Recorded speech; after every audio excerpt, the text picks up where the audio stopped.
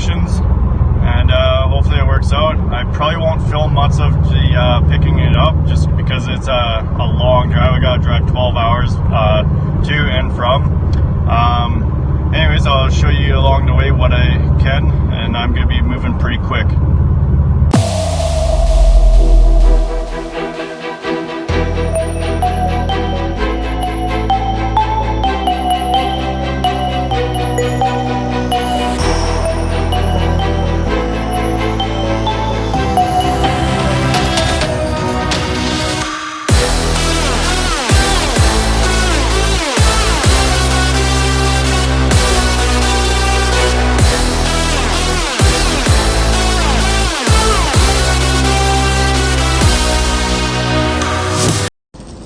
Alright, here we have the new car, 2013 Ford Focus SE, very low mileage, has absolutely no damage other than this side that is clearly visible here, which is pretty bad. Hopefully it's repairable, I don't know yet.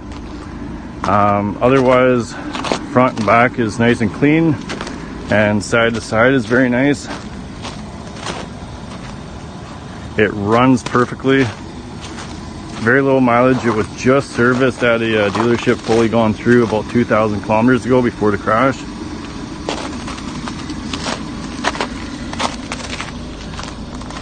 The bumper is popped out right there.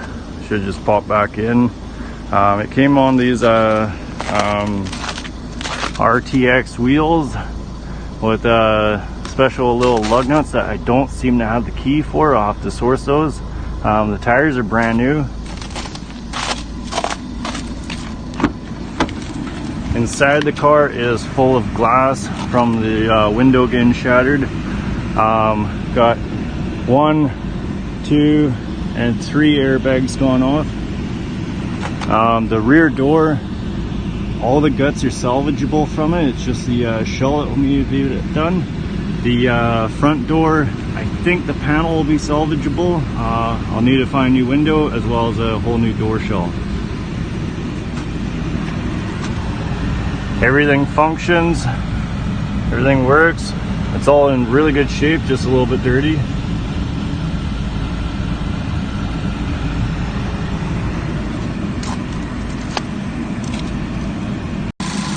As I said, it runs awesome. It's quite clean under the hood, considering I drove it 12 hours, so it's got a little bit of dirt from that. And then from sitting somewhere, it's covered in leaves all up top. But that'll clean off pretty easy. So the next thing I'm going to do is the rear door opens. It actually opens the whole way. The front one does not. It binds against the fender. So we'll pull the fender out and see how bad structurally it is.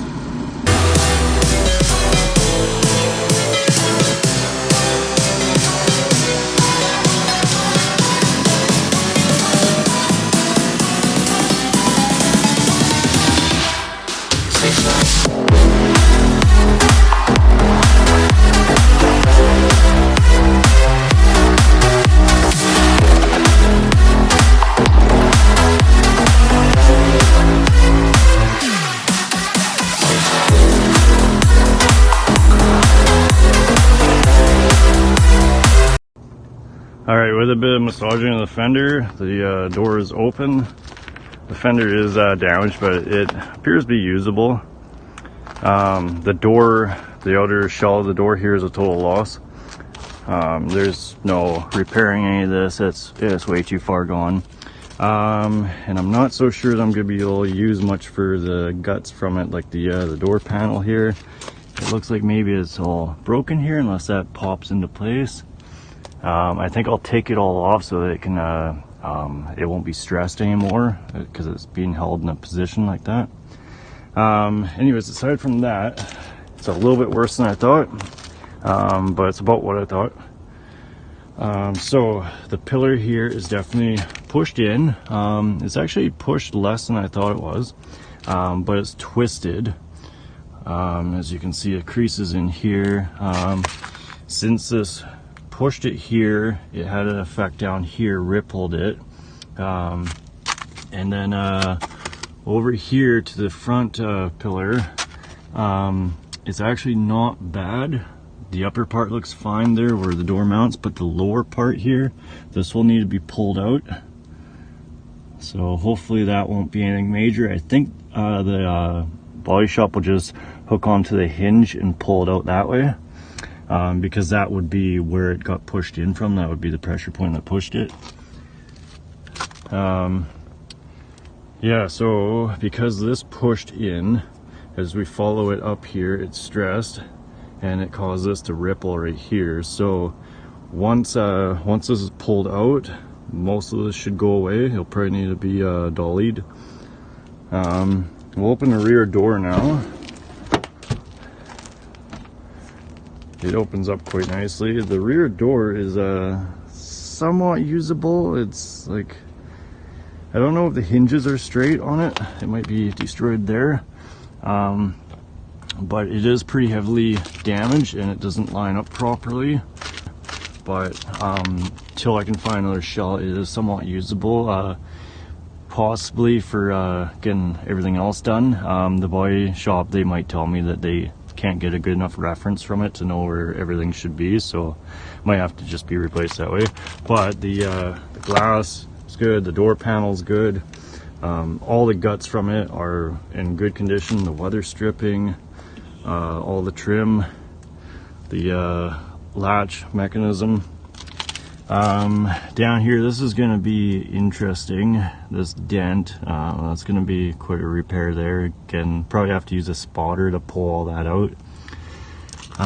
In here, as you go further up, you can see a bit of a ripple from the pillar being pushed. And where the door plugs in here, you can see that's pushed and rippled there. Yeah, and it's absolutely full of glass. Everything's in good shape, just very dirty from the accident here. So I think it hit a motorcycle. I'm not really sure, but for anyone that's curious, the pieces that don't belong to this car that I found with it is this, which is silver colored. Plastic piece. I don't know if it's from a car. Oh, actually, is that Toyota? Yeah, it says Toyota on it right there. So it wouldn't be from a motorcycle. Unless they make motorcycles, I'm unaware of that. So Toyota. And then there was I'm not sure where I put it. There was a little clear piece of plastic headlight lens, but there was not enough of it to tell what it would have looked like. So yeah, there's that, some type of Toyota. And then I've got a piece of the mirror cover. There's some more pieces of the mirror. That's like that might be from the mirror, I'm not really sure.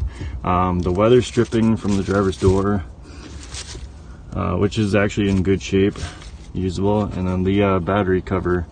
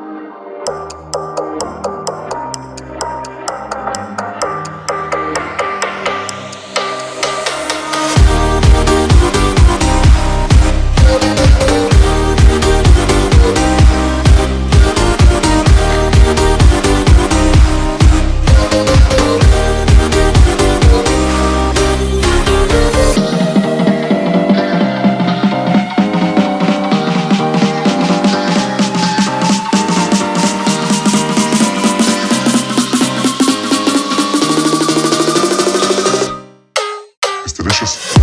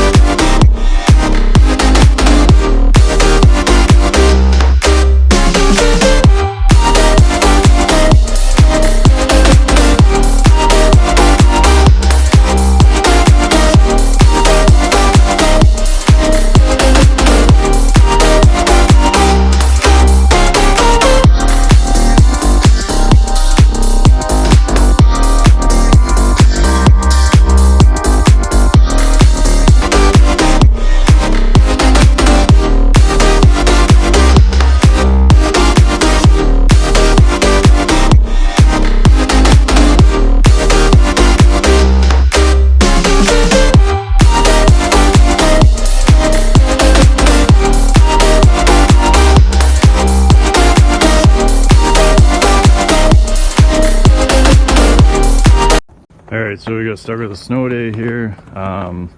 Glad I got the doors all on and windows all up here. Yes, wouldn't want to have all that in the interior. Anyways, the panel fitment at the back here, let's get some of this off, is pretty decent. It could be slightly better, but that's only because of this dent here, which I'm still not sure if I'm gonna pull it out or if I'm just gonna get that whole piece with the rocker panel and whatnot and just cut this out and weld in new. I'm not sure yet. It doesn't look like it'd be that bad to get the dent out. So up here, the first off, the fender is not at all where it's supposed to be. It's just hung on there for the time being, so that's why there is the ugly gap here, and I'm trying to find another fender for it. So the panel gap here though, as we can see, is not correct. It's very close. It's the doors are too close together, and down at the bottom here it sticks out a bit.